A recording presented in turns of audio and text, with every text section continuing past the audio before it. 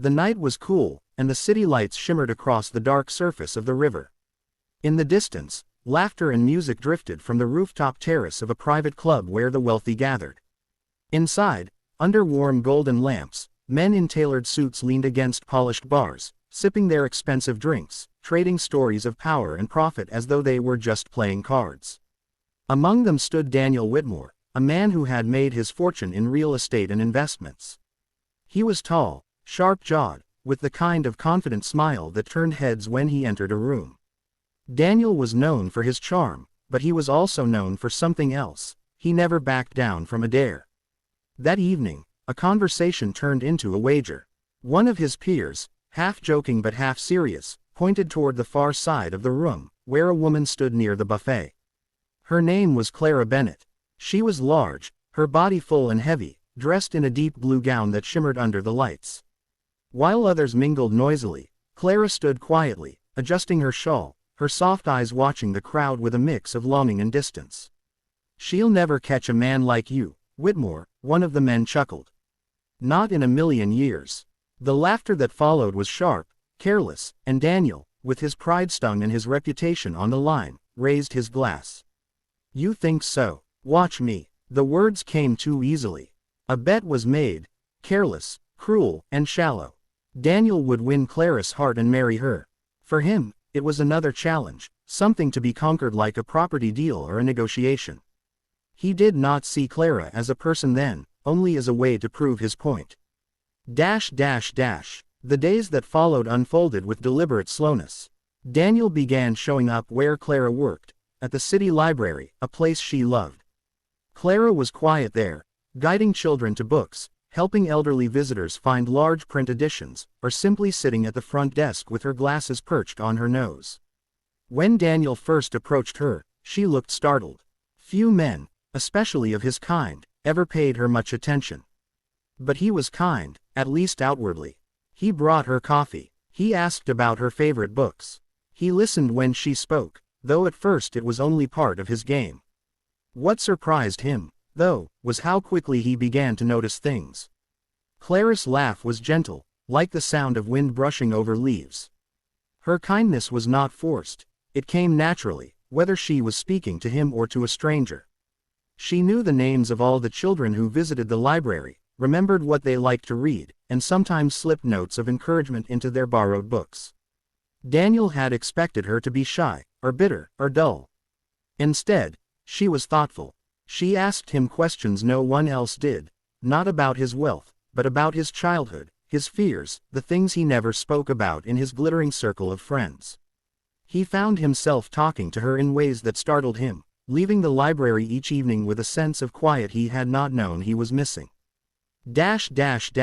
Weeks passed into months. Daniel kept telling himself it was just part of the wager, but slowly, his heart grew heavier with something he couldn't name. Clara had begun to trust him, to let him into her world. She took him to her small home, where flowers grew wild in terracotta pots on the porch. She cooked for him, meals rich with flavor, dishes her grandmother had taught her. In her kitchen, with the scent of bread baking and soft music playing from an old radio, Daniel felt something he had never felt in the gleaming halls of his mansion: warmth. Still, the shadow of the bet lingered. Each time Clara smiled at him, each time her hand brushed his. Guilt stirred in his chest. He knew why it had begun. He knew what he had promised to his friends. But he also knew he could no longer see her the way they had, as a joke, as a dare, as something less. When he finally asked her to marry him, Clara looked at him with wide eyes, full of disbelief. "Are you sure, Daniel?" she whispered. "I know I'm not what most men look for." He took her hands, feeling their warmth. For the first time in his life, his words came not from pride or competition, but from something deeper. "Clara, you are more than I ever expected to find. You're the person who makes me want to be better." Their wedding was small, held in Clara's church with sunlight streaming through stained glass windows. She wore ivory, her dress simple but elegant, and though her body was large, she walked with grace. Daniel stood beside her, his heart pounding, not with the thrill of victory but with something gentler, love, steady and surprising. But as with all stories, the truth eventually rises. After the wedding, Daniel's old friends, Careless and Cruel, could not resist reminding him of the bet. One evening, at a dinner party, laughter spilled too far, and Clara overheard. Her face went pale, and her hands trembled as she set down her glass. She looked at Daniel with eyes full of pain, then left the room in silence. That night, she did not speak to him. Days passed with distance in her voice. Daniel's heart ached. He had built his life on winning, but now he understood what it meant to lose. Not money, not pride, but something that truly mattered.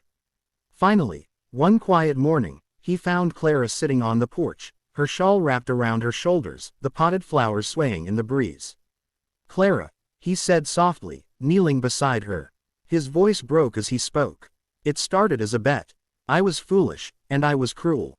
But that's not what it became. You showed me a world I didn't know, a love I never deserved. If you walk away, I'll understand. But please believe me when I say, I am not the man who made that bet anymore." Clara's eyes glistened with tears. She was silent for a long time, the air filled with the sound of birds in the distance. At last, she spoke, her voice low but steady. "I don't need perfection, Daniel. I never did, but I need honesty, and I need to know that when you look at me, you see me, not a dare, not a challenge, not a victory." He placed his hand over hers. "I see you, Clara. I see the woman who gave me a home I never had, who made me feel human again. I see the woman I love." Time, slow and steady, did its work. Trust was not rebuilt overnight, but with each small act of kindness, each truth told without hiding, Clara began to believe him again. She saw his effort, his willingness to change, and the way he cherished her not in public displays but in private, quiet ways, making her tea in the morning, holding her hand as they walked through the library gardens, listening when she spoke. The man who had once lived for wagers and applause learned instead to live for the sound of her laughter, for the peace of sitting beside her with no need to impress anyone. Years later, those who had once laughed at their marriage were silent. For what they had built was not a game, nor a prize, but a life. Clara remained the same gentle soul she had always been, and Daniel, to his own surprise, had become a man shaped not by his wealth but by her love. The bet that began with cruelty had ended with something no one had expected, not even Daniel himself. It ended with a love that grew patient and strong, a love that taught him humility, and a love that made Clara believe, finally, that she was not just enough, she was everything.